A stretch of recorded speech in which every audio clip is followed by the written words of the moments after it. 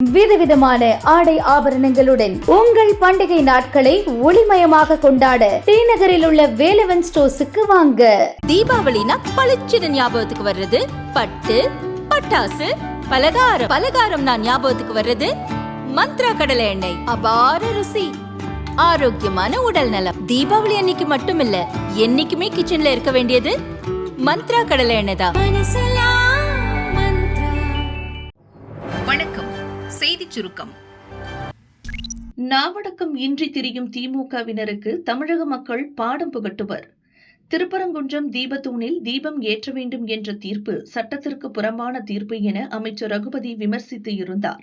இதற்கு தமிழக பாஜக முன்னாள் தலைவர் அண்ணாமலை கண்டனம் தெரிவித்துள்ளார். அவரது அறிக்கை: திருப்பரங்குன்றம் சுப்பிரமணிய சுவாமி மலை தீபத்தூணில் தீபம் ஏற்ற அனுமதித்த ஐகோர்ட் தீர்ப்பை விமர்சிக்கும் பெயரில் சுடுகாட்டில்தான் பிணத்தை எரிக்க வேண்டும், பழக்க வழக்கங்களை மாற்றக்கூடாது என்று திமுக அமைச்சர் ரகுபதி பேசியிருப்பது கடுமையாக கண்டிக்கத்தக்கது. நூற்றாண்டுகளாக நிலவி வரும் தமிழக மக்களின் ஆன்மீக மரபுகளை அவமதிப்பதும், இந்து மத மக்களின் வழிபாட்டு உரிமை, பண்பாடு என இவை அனைத்தையும் முதல்வர் உட்பட திமுகவினர் தொடர்ந்து கேலி செய்து வருவதும் திமுக அரசின் இந்து மத விரோத மனநிலையை மீண்டும் நிரூபித்து இருக்கிறது. மக்களிடையே பிரிவினையை ஏற்படுத்த முயலும் திமுகவினரின் செயல்பாடுகளை கோர்ட் சுட்டிக்காட்டினால் தீர்ப்பையே அவமதிக்கின்றனர். நாவடக்கம் இன்றி திரியும் திமுகவினருக்கு தமிழக மக்கள் விரைவில் பாடம் புகட்டுவார்கள் என அண்ணாமலை கூறியுள்ளார். தவேகவுடன் கூட்டணி சேருங்க அடம்பிடிக்கும் காங்கிரஸ் நிர்வாகிகள்.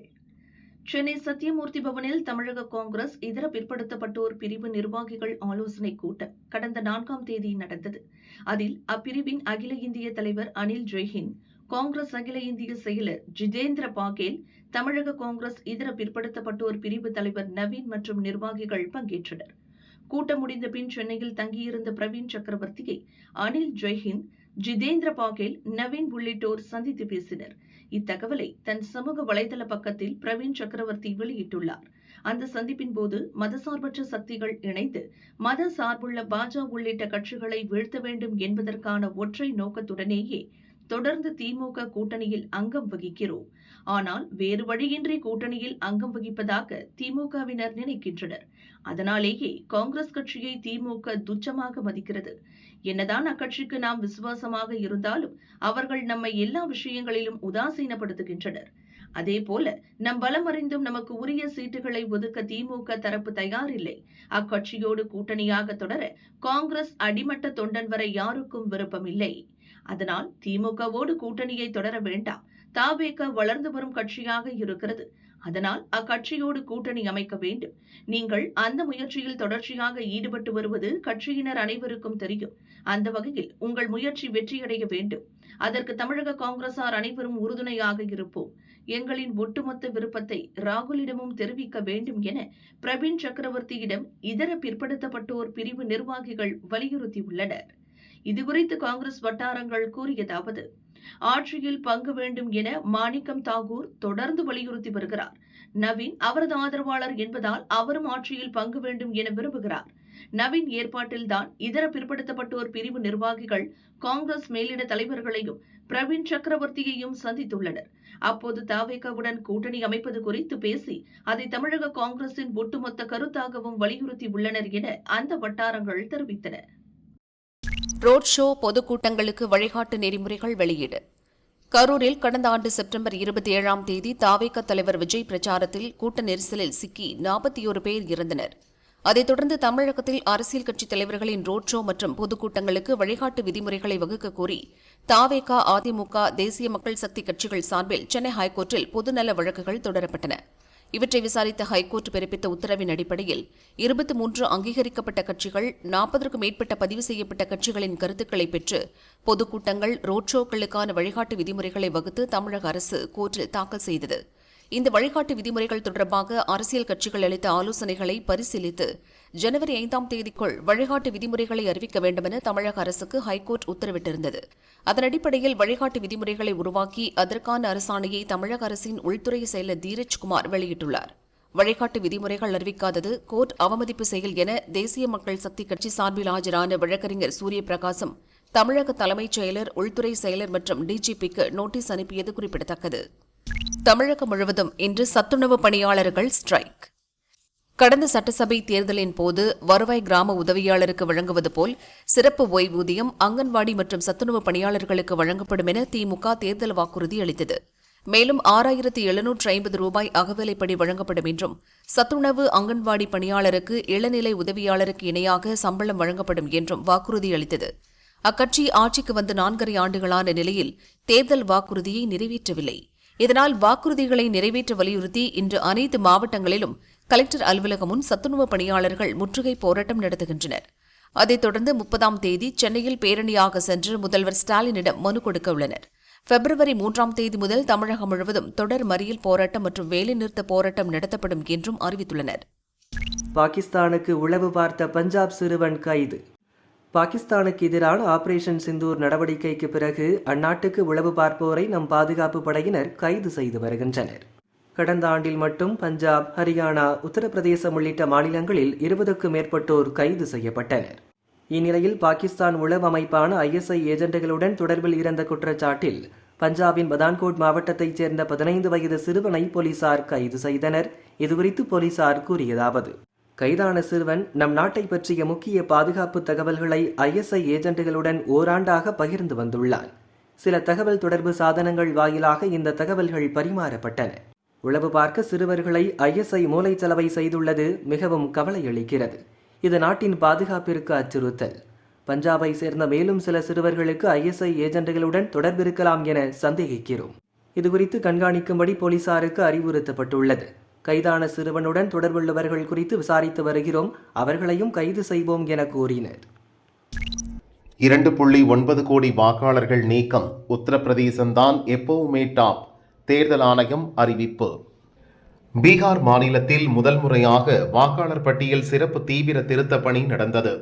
47 லட்சம் வாக்காளர்களின் பெயர்கள் நீக்கப்பட்டது.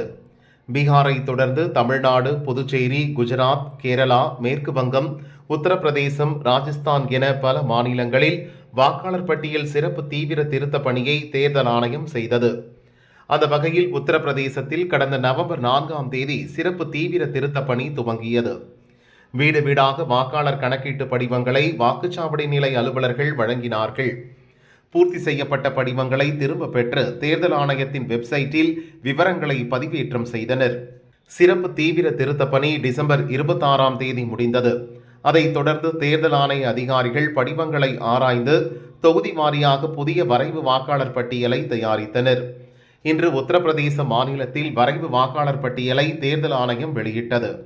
SIR திருத்த பணி துவங்கிய நாளன்று உத்தரப்பிரதேசத்தில் 15.44 கோடி வாக்காளர்கள் இருந்தனர். இன்று வெளியிடப்பட்டுள்ள வரைவு வாக்காளர் பட்டியலில் வாக்காளர்களின் எண்ணிக்கை 12,52,56,025 உள்ளது. 2.89 கோடி வாக்காளர்கள் பெயர்கள் நீக்கப்பட்டுள்ளன.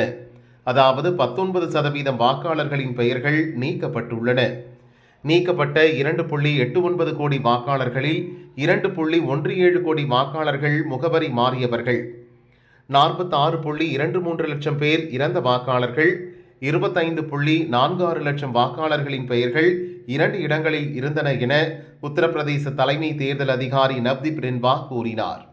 அதிகபட்சமாக தலைநகர் லக்னோவில் 12 லட்சம் வாக்காளர்கள் நீக்கப்பட்டுள்ளனர். முதலில் பீகாரில் 47 லட்சம் வாக்காளர்கள் பெயர் நீக்கப்பட்டது. ஓட்டு திருட்டு என அலறினார்கள். இல்லை என்றது தேர்தல் ஆணையம். இறந்தவர்கள், முகவரி மாறியவர்கள், 2 இடங்களில் ஒரே நபரின் பெயர், இப்படிப்பட்ட வாக்காளர்களின் பெயர்களைத்தான் நீக்கினோம் என விளக்கம் அளித்தது ஆணையம். அதன் பிறகு மேற்கு வங்கத்தில் 58 லட்சம் வாக்காளர்களின் பெயர்கள் நீக்கப்பட்டதும் இவ்ளோவா என்றார்கள்.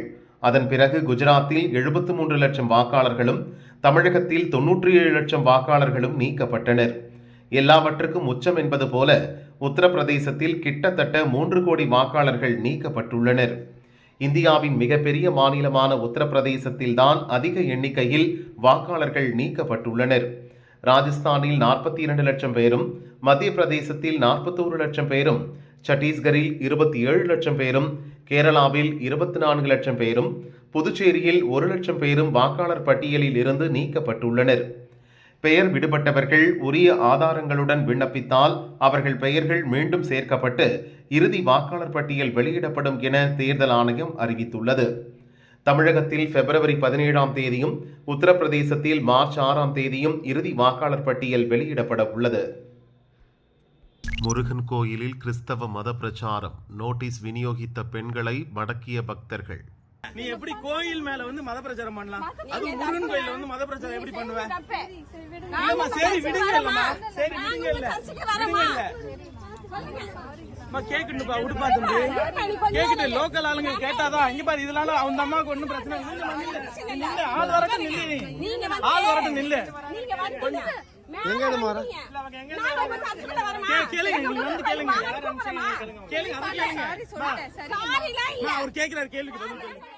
சென்னை குன்றத்தூரில் குன்றின் மேல் உள்ள சுப்பிரமணிய சுவாமி கோயிலில் செவ்வாயன்று பக்தர்கள் கூட்டம் அதிகமாக இருந்தது.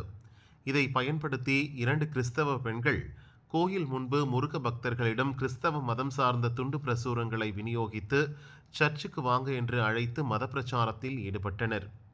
சில பக்தர்கள் அவர்களை சுற்றி வளைத்து பிடித்தனர். அதில் ஒருவர் தப்பி ஓடினார். மற்றொரு பெண்ணிடம் நாங்கள் சர்ச்சுக்கு வரோமா என கேட்டு பெண் பக்தர்கள் வாக்குவாதம் செய்து எச்சரித்தனர். நில்லுங்கம்மா நில்லுங்க, பயமா இருக்கலாம்மா, புடிமா புடிமா புடிமா கோயில் அத்தாரிட்டி இல்லம்மா பண்ணி நில்லு நீ ஒரு நிமிஷம் சொல்லிட்டு போயிருந்தாங்க. நீ எப்படி கோயில் மேல மத பிரச்சாரம் பண்ணலாம்? அது முருகன் கோயில்ல மத பிரச்சாரம் எப்படி பண்ணுவ? இல்லம்மா சரி விடுங்க, இல்லம்மா சரி விடுங்க, இல்ல கேக்குப்பா உடுப்பா தம்பி கேக்குட்டு லோக்கல் ஆளுங்க கேட்டாதான் இங்க பாரு. இதனால அந்த அம்மாவுக்கு ஒண்ணும் பிரச்சனை இல்ல. ஆள் வரட்டும் நில்லு, ஆள் வரட்டும் நில்லு.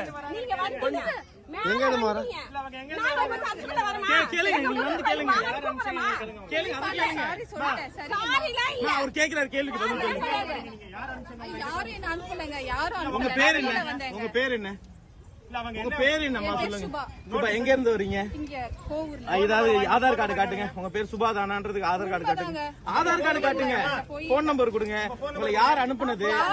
உங்க மேல எங்க பிரச்சனை கிடையாது. உங்களை யார் அனுப்புனது? முருகன் கோயில்ல மத பிரச்சாரம் பண்ண சொல்லி யார் சொன்னது? இல்லம்மா ஒரே நிமிஷம் நீங்க நில்லுங்க. கோயில் அத்தாரிட்டி வரட்டும், நாங்க எதுவும் நீங்க கேட்கல. நில்லுங்க, நீங்க எல்லா இடத்துலயும் நீங்க வரீங்க, எதுக்கு கோயிலுக்குள்ள வரீங்க? நில்லுங்கம்மா நில்லுங்க நில்லுங்க புடிமா புடிமா கொஞ்சம் இல்ல கொஞ்ச நேரம் நில்லுங்க, கொஞ்ச நேரம் நில்லுங்க. கோயில் அத்தாரிட்டி வரட்டும், வந்தோன்னு புடிங்க. அனுப்பியது யார் என பக்தர்கள் விசாரிக்கும் போதே அந்த பெண்ணும் எஸ்கேப் ஆகிவிட்டார். இது தொடர்பாக குன்றத்தூர் போலீசில் கோயில் நிர்வாகம் புகார் அளித்துள்ளது.